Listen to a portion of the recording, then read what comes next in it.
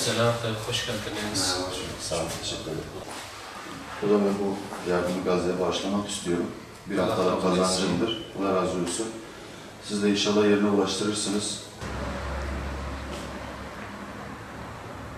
Bir haftalık kazancımı, karımı daha doğrusu, Gazze'li vatandaşlarımıza, mağdur insanlara, bu vahşete karşı çektikleri zulüme karşı onlara bağışlamak istiyorum.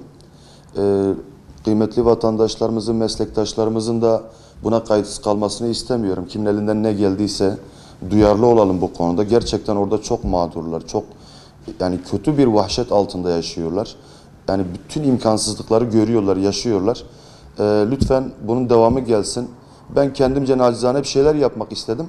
İnsanların da buna kayıtlı olmasını istiyorum, duyarlı olmasını istiyorum. Gazze'de yaşanan vahşete ve soykırıma karşı kayıtsız kalmayan Batmanlı hayırsever vatandaşlarımız devamlı yardımlarını yapıyorlar. Bugün de bir kuyumcu esnafımız elde ettiği bir haftalık karını Gazze'ye bağışlamak üzere bize teslim etti.